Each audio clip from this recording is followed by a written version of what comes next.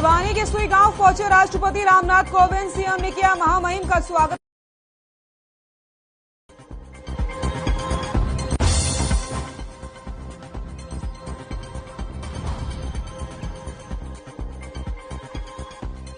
भिवानी के सुई गांव में सीएम का संबोधन। मुक्केबाजी और एथलेटिक्स एकेडमी की बनाने की घोषणा। सुई गांव को 2 सड़कों की भी सौगात। गुरुग्राम में होगी ज्वाला कष्ट निवारण समिति की बैठक। सीएम मनोहर लाल करेंगे बैठक की अध्यक्षता। बैठक में रखी जाएंगी कुल 19 शिकायतें।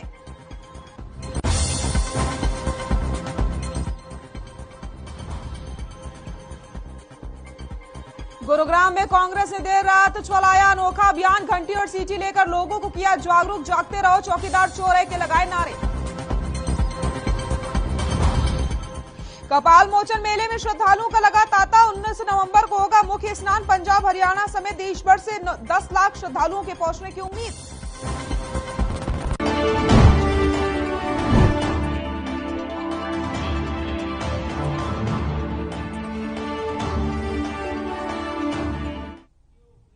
नमस्कार, हर खबर हरियाणा पर आप सभी का स्वागत है। मैं हूं आपके साथ सृष्टि शुक्ला। बात करेंगे बड़ी खबर की और इस वक्त की बड़ी खबर आपको हम बता देते हैं। इस वक्त की बड़ी और अहम खबर, इस वक्त की बड़ी खबर आपको दिखा रहे हैं। सुई गांव पहुंचे राष्ट्रपति रामनाथ कोविंद। सीएम ने किया राष्ट्रपति का स्वागत। राज्यपाल और डिप्टी सीएम भी मौके पर मौजूद। भिवानी से आपको हम बड़ी खबर बता रहे हैं, जहां पर राष्ट्रपति रामनाथ कोविंद सुई गांव पहुंच चुके हैं। सुई गांव में राष्ट्रपति का सीएम ने जोरदार स्वागत किया। राज्यपाल और डिप्टी सीएम भी इस वक्त मौके पर मौजूद हैं। सुई गांव में विकास कार्यों की सौगात दी गई है। तो वहीं आपको बताते चलें, सीएम ने भी अपने संबोधन में मुक्केबाजी और एथलेटिक्स एकेडमी बनाने की घोषणा कर दी है और सुई गांव को 2 सड़कों की भी सौगात दी गई है। बड़ी खबर बता रहे हैं आपको भिवानी से।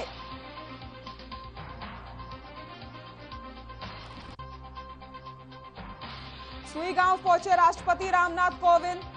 तस्वीरें भी आपको हम लगातार दिखा रहे हैं। आप देख सकते हैं सीएम ने राष्ट्रपति का जोरदार स्वागत किया है और सुई गांव को पूरी तरीके से तैयार किया गया था राष्ट्रपति के स्वागत के लिए। सुई गांव पहुंचे राष्ट्रपति रामनाथ कोविंद। राज्यपाल और डिप्टी सीएम भी मौके पर मौजूद। सुई गांव में विकास कार्यों का उद्घाटन किया गया। तो राष्ट्रपति रामनाथ कोविंद का सीएम ने जोरदार स्वागत किया। सुई गांव पहुंचे राष्ट्रपति रामनाथ कोविंद। भिवानी से आपको हम खबर बता रहे हैं। सुई गांव पहुंचे राष्ट्रपति रामनाथ कोविंद। भिवानी में राष्ट्रपति का जोरदार स्वागत किया गया। वहीं सुरक्षा के लिहाज से अगर बात की जाए तो सुरक्षा के भी पुख्ता इंतजाम किए गए हैं। चप्पे चप्पे पर पुलिस बल की तैनाती की गई है। 1400 पुलिसकर्मी की तैनाती सुरक्षा के लिहाज से करी गई है।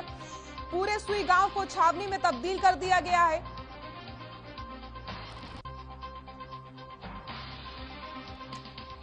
भिवानी से आपको हम खबर बता रहे हैं, जहां पर सुई गांव पहुंचे राष्ट्रपति रामनाथ कोविंद। सीएम ने राष्ट्रपति का जोरदार स्वागत किया है। भिवानी से खबर बता रहे हैं आपको, जहां सुई गांव पहुंचे राष्ट्रपति रामनाथ कोविंद। सीएम ने राष्ट्रपति का जोरदार स्वागत किया है। सुरक्षा के लिहाज से अगर बात की जाए तो कड़े इंतजाम सुरक्षा के किए गए हैं। तो वहीं ग्रामीणों का इंतजार अब खत्म हो गया है, क्योंकि सुई गांव राष्ट्रपति पहुंच चुके हैं।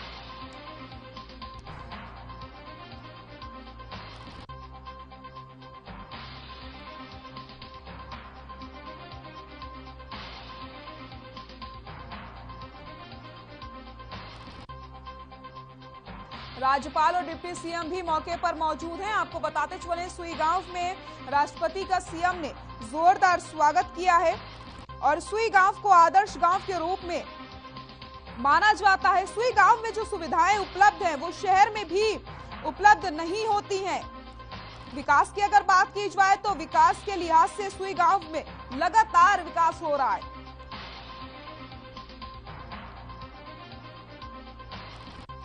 तो भिवानी के सुई गांव पहुंच चुके हैं राष्ट्रपति रामनाथ कोविंद। हरियाणा के भिवानी जिले के सुई गांव में राष्ट्रपति रामनाथ कोविंद का जोरदार स्वागत किया गया। इस मौके पर राज्यपाल बंडारू दत्तात्रेय, मुख्यमंत्री मनोहर लाल, कृषि मंत्री जेपी दलाल, डिप्टी सीएम दुष्यंत चौटाला, सांसद धर्मवीर सिंह और उद्योगपति कृष्ण जिंदल ने उनका स्वागत किया। राष्ट्रपति से पहले सीएम ने संबोधित करके गांव को कई सौगातें दी। 14 साल 6 महीने के बाद दूसरी बार कोई राष्ट्रपति भिवानी आया है। तो आपको तस्वीरें भी हम दिखा रहे हैं, आप देख सकते हैं सुरक्षा के क्या कुछ इंतजाम है। 14.5 साल के बाद दूसरी बार कोई राष्ट्रपति भिवानी आया है और वो दूसरे राष्ट्रपति हैं रामनाथ कोविंद। तो 14.5 साल से भिवानी के लोग इंतजार कर रहे थे राष्ट्रपति का।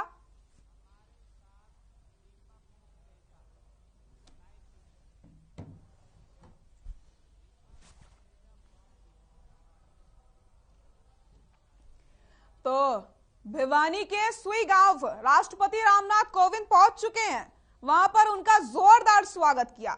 और इसी खबर पर ज्यादा जानकारी के लिए हमारे सहयोगी दीपक मुटरेजा हमारे साथ जुड़ गए हैं। दीपक, सुई गांव को लंबे समय से इंतजार था, या यूं कहें कई सालों से इंतजार था। राष्ट्रपति पहुंच चुके हैं सुई गांव, क्या कुछ अपडेट मिल रहा है? बड़ा शुक्रिया था मारो, ये तो कल भी हो गया माना।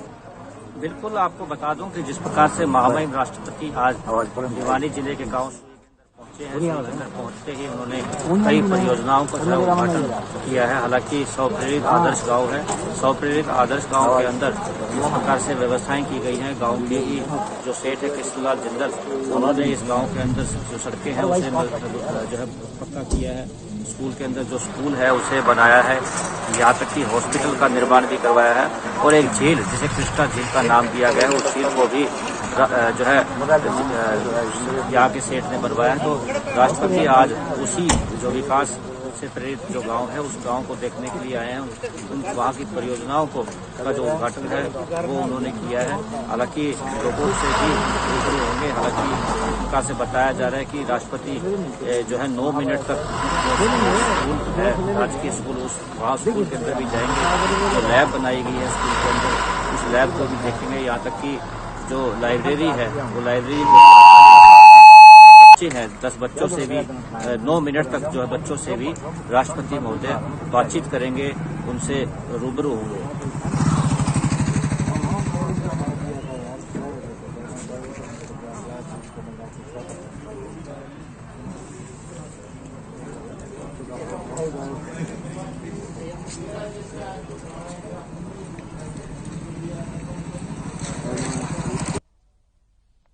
तो दीपक, हमारे सहयोगी लगातार हमें जानकारी दे रहे हैं, तो आपको बताते चले राष्ट्रपति रामनाथ कोविंद सुई गांव पहुंच चुके हैं। दीपक, आपसे जानना चाहती हूँ, लंबे समय से राष्ट्रपति का इंतजार कर रहे थे, 14.5 साल बाद कोई दूसरी बार राष्ट्रपति भिवानी आए हैं, और उसके लिहाज से जिस तरीके से सुरक्षा के इंतजाम किए गए हैं उसके बारे में जानकारी लेना चाहती हूँ। कि आज से 14 साल पहले जो राष्ट्रपति हैं भिवानी जिले के ही गांव कलिंगा के अंदर आए थे, जो वहां पर जो है वहां भी उन्होंने लोगों से रूबरू हुए थे। उसके बाद आज 14 साल के बाद राष्ट्रपति भिवानी जिले के अंदर ही पहुंचे हैं। भिवानी जिले के सुई गांव के अंदर आज राष्ट्रपति का जो कार्यक्रम है, महामहिम लोगों से रूबरू भी हो रहे हैं। हालांकि इस प्रकार से बताया जा रहा है कि 100 प्रेरित गाँव है, आदर्श गाँव है। इस गाँव की लोगों ने जो है स्वयं जो यहाँ पर आकर के विकास कार्य जो किए हैं, जो सेठ हैं यहाँ के कृष्णलाल जिंदल, उन्होंने तमाम जो विकास कार्य हैं वो इस गांव के अंदर किए हैं। तो तमाम चीजों को देखने के लिए वो आज जो है महामहिम पहुंचे हुए हैं। हालांकि मुख्यमंत्री ने भी इस कार्यक्रम के अंदर जो है पहुंच करके संबोधन भी किया है। मुख्यमंत्री ने जो है इस गांव के कहा है कि हरियाणा के अंदर जो खिलाड़ी हैं उसके काफी जो खिलाड़ियों के मेडल भी हैं। उन्होंने कहा कि देश के जब भी ओलंपिक होते हैं तो इस ओलंपिक के अंदर हरियाणा के खिलाड़ियों का दबदबा रहता है। तो उसी चीज को ध्यान में रखते हुए उन्होंने सुई गांव के अंदर एक बॉक्सिंग एकेडमी बनाने की घोषणा भी की है। साथ ही जो सड़कें हैं उन्हें बनाने की बात कही है। जो चारों तरफ की सड़कें हैं, जो सुई आने जाने के लिए जो रास्ते हैं, सभी रास्तों को पक्का करने और सड़कें बनाने की जो घोषणा है मुख्यमंत्री के दौरान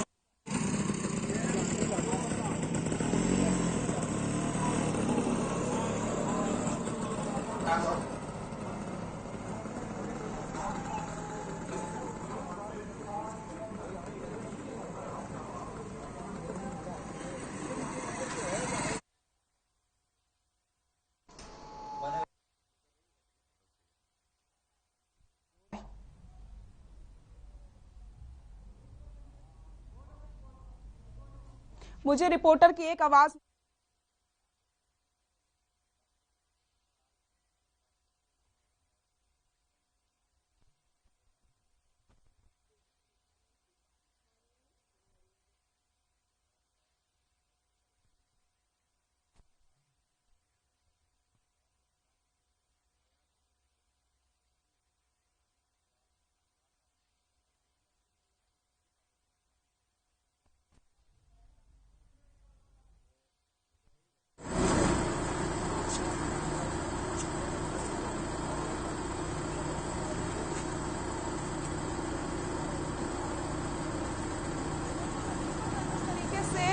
सड़कों को सौगात दी गई है। और विकास की बात की जाए तो सुई गांव का हमेशा से ही नाम टॉप पर रहता है। तो किस तरीके की सुविधाएं इस गांव में मौजूद हैं जो शहर में भी नहीं होती हैं?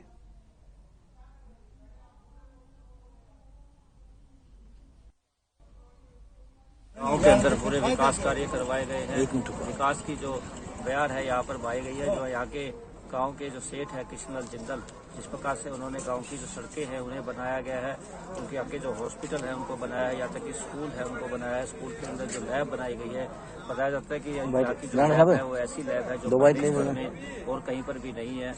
बच्चों के लिए कंप्यूटर की लैब भी यहाँ पर बनाई गई है और बच्चों के कार्य जो है इस गाँव के जो यहाँ के उद्यमी है सेठ कृष्णलाल जिंदल, उनके द्वारा ही करवाए गए हैं।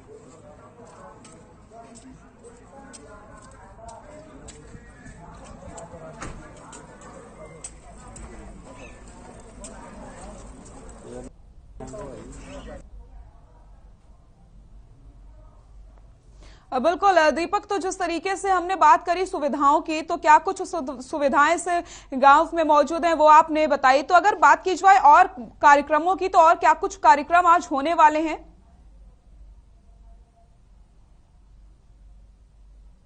कि जिस प्रकार से महामहिम यहाँ पहुंचे थे, महामहिम ने आते ही जो झील है वहाँ पर पौधारोपण कार्यक्रम किया है। उसके बाद उन्होंने जिस प्रकार से लोगों से अब फिलहाल जो है रूबरू हो रहे हैं। उसके बाद महामहिम जो है स्कूल के अंदर जाएंगे, बच्चों से रूबरू होंगे, बच्चों से बातचीत करेंगे। 10 मिनट का समय बच्चों के साथ स्कूल के अंदर बिताएंगे और वहाँ पर उनसे बातचीत करेंगे, जानकारी हासिल करेंगे क्या क्या व्यवस्थाएं उनके पास हैं और वो क्या चाहते हैं। इस तरह की बातें जो है महामहिम बच्चों के साथ आज करेंगे।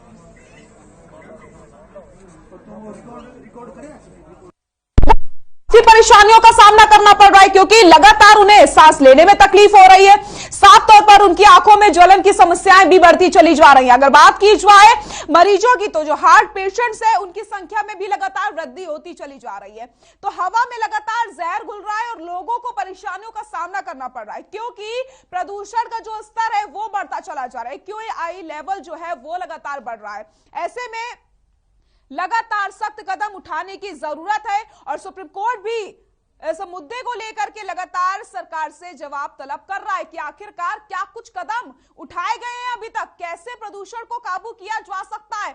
तो वहीं एक तरफ पराली जलाने की भी लगातार शिकायतें मिल रही हैं। आपको बताते चले इस सीजन में 5724 जगह पराली जलाई गई है। लगातार प्रदूषण बढ़ता चला जा रहा है। तो वहीं एक तरफ सुप्रीम कोर्ट भी लगातार जवाब तलब सरकार से कर रहा है।